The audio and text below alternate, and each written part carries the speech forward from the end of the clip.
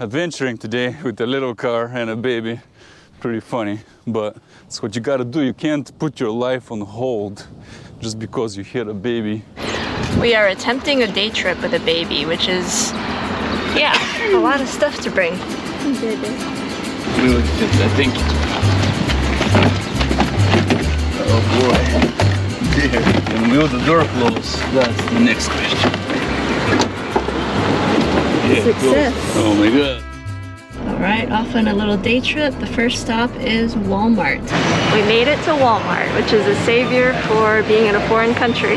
Yeah, basically Walmart is here for all your needs, otherwise everything's very scattered, you know.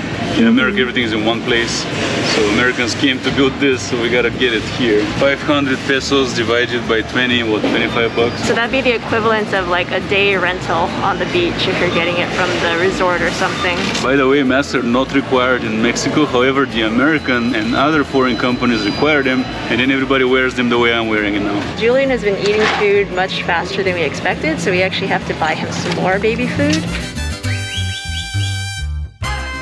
Well, Walmart was a really frustrating experience finding everything. Part of it was the translation, so apparently if you need a baby bottle, there's a specific word just for baby bottle. It is not botella de bebé. It's like... I kept saying that, they pointed me all around the store, but the word is biberon for the nipple, because we need a nipple for him still. He can't drink the normal way, so that took like 20 minutes to figure out. Another thing is, this is my first time driving in Mexico. I've driven in, I don't know, 5-6 countries, but not here. But this place is pretty much Americanized. The driving is very similar.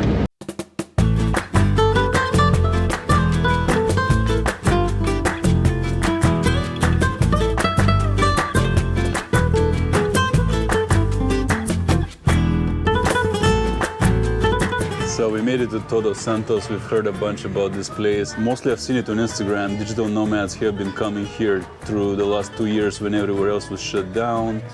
And so far it seems pretty nice. It's well developed.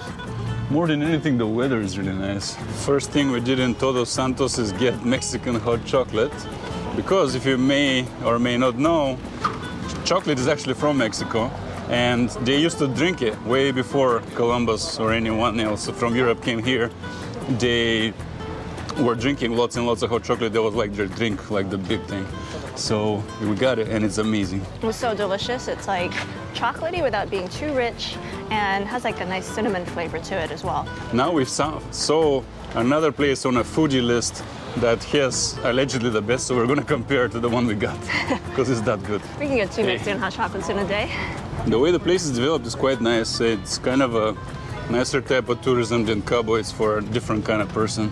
Here you see some nice desert landscaping and nomad chic to prove to you what I was saying, that indeed this has been a hot spot for the digital nomads. It's a nice place. I can see why. It's also probably pretty affordable, but not cheap. I don't think anything this close to the USA is cheap. All kinds of nice restaurants by the look of it. Yeah, a lot of food, a lot of coffee places, which is essential in a nomad paradise. I kind of want to stay here all day and eat. Yeah, I think we might do that actually. Yeah. Hola. Do you have a Mexican hot chocolate? Mm-hmm. Okay, let's compare. Yeah, they're pretty similar. Yeah, they actually are. Taste too much of a difference. Yeah, I cheated and I tasted a little. This one is more spiced, and the other one was kind of more chocolatey, creamy. But yeah, they're both good. I don't think that this is drastically better. Like, they're both delicious. Yeah. It's a little bit more cinnamon spice to it. The other one was a little bit sweeter, perhaps. But yeah, both very good. So it sounds like you can't go wrong with Mexican hot chocolate if you actually get it in Mexico. Or in Todos Santos. Yeah. Overall, wherever I can see, we're surrounded by green here, even though we're in the middle of the desert. So it's an oasis. Even though you can see all the cars are very dusty. Again, to mention, it looks very sunny. It is very sunny. But the weather is just fantastic. You feel the cool breeze from the Pacific, which is a signature of the Pacific, at least in the north. In the northern hemisphere, the Pacific comes down with cool air, so it is like AC. And in this desert, it is so good.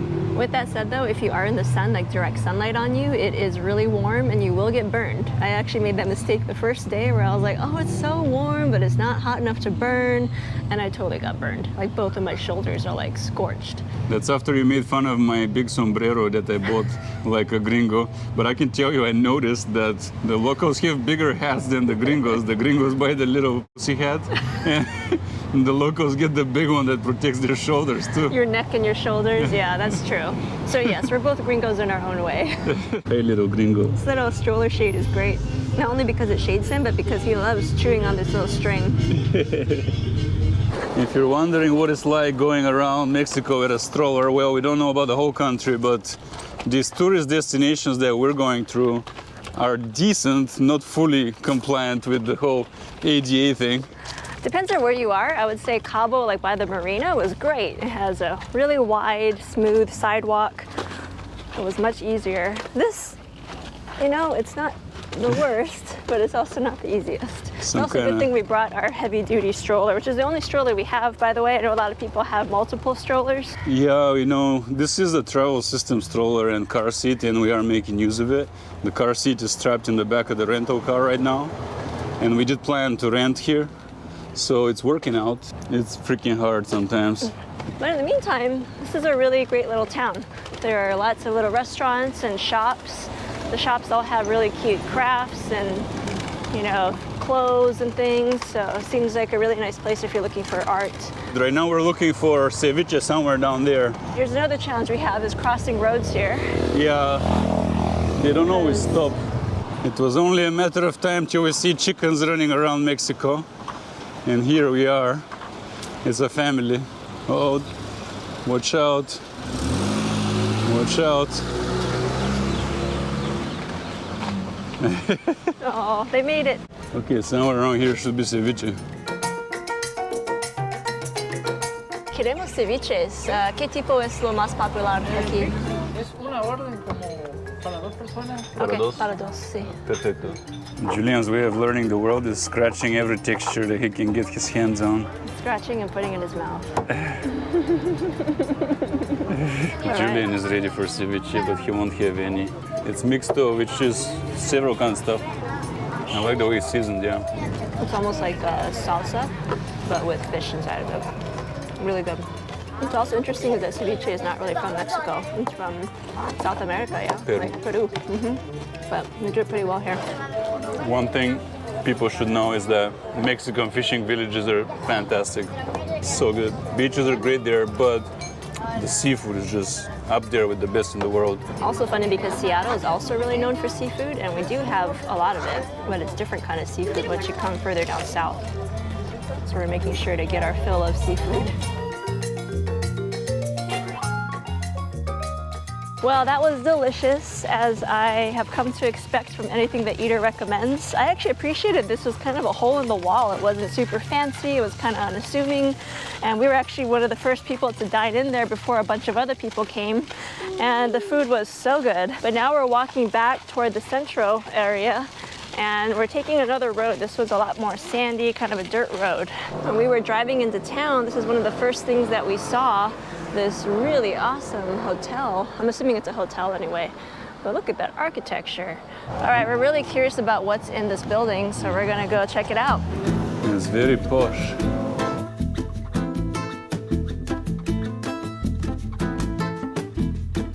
So the building is indeed that oyster bar restaurant, which is kind of the center part of it, but there's actually a bunch of galleries and little shops on the side. So you can walk in to check out the galleries and walk through the back, which has this really awesome garden. There's a lot of seating, which I'm assuming is associated with the restaurant, but there's, yeah, just really great landscaping and flowers everywhere.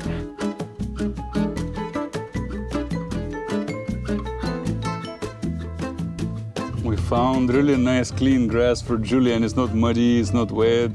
So it's the first time he's ever been on grass and he's acting so unsure. He's like touching and... Where we live, the grass definitely is pretty wet and muddy, and it's not ideal to be on most of the time. Even in the summertime, it can be pretty wet. So tentative.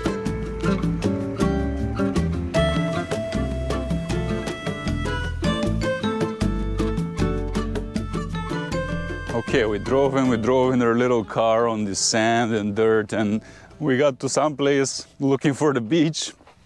Now it's straight up sand, so I don't trust the car anymore.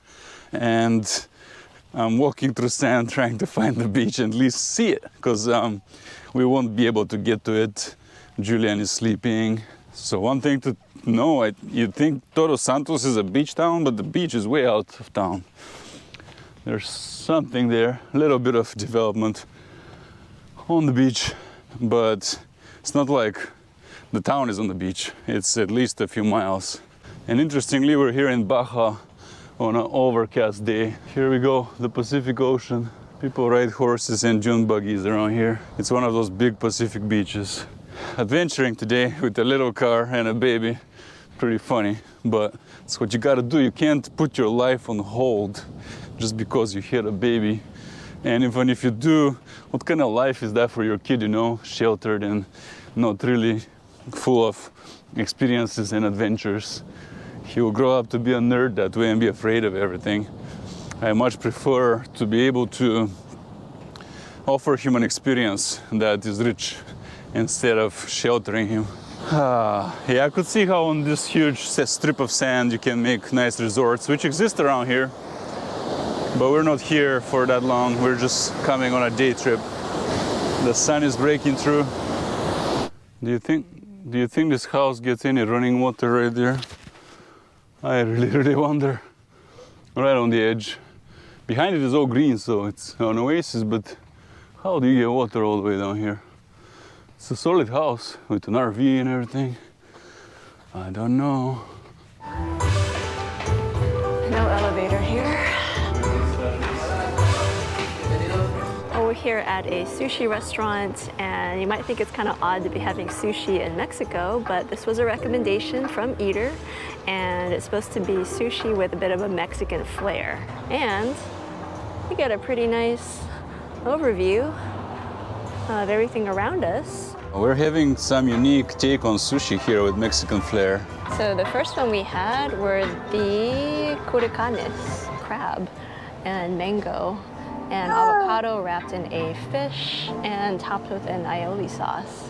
Yeah, and then we have some rolls over here and tataki, which is basically seared fish, thinly sliced, with a bunch of seaweed, cilantro, and some kind of red spice, so it's kind of fusion.